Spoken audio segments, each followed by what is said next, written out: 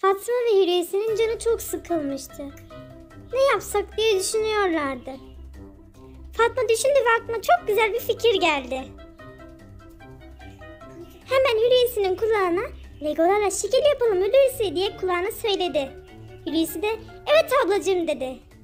İki kardeş oyuncak odasından Legolar almak için yürümeye başladılar. Odalarından Legoları alıp geldiler.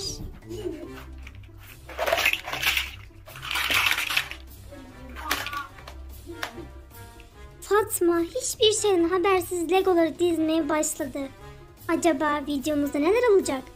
Cartoon Cat tekrar karşılarına çıkacak mı? Çocuklar ne yaptınız? Hulusi'nin şeklini mi çıkardın Fatma? Çok tatlı olmuş. Hadi bakalım kalk Hulusi. Şeklin nasıl olmuş? Kalk hadi. Ver elini. Ver elini.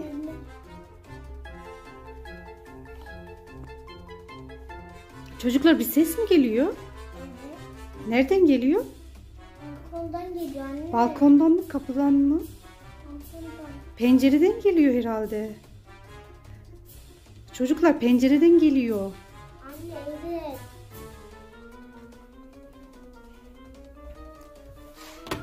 Camı açalım bakalım. Neredeymiş bakalım.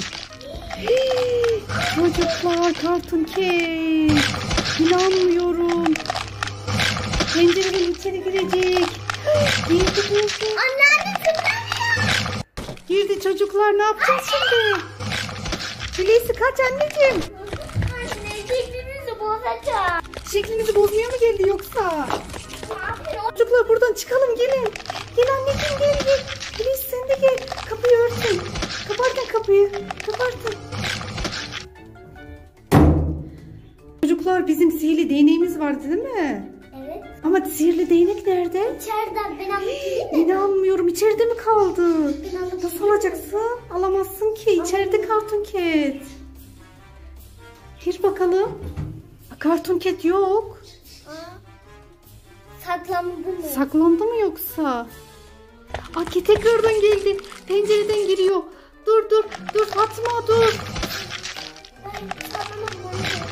Dur şimdi yap. Tamam. Gitti Fatma. Camı hemen örtelim. Camı kapatalım hemen. Kapat camı kapat.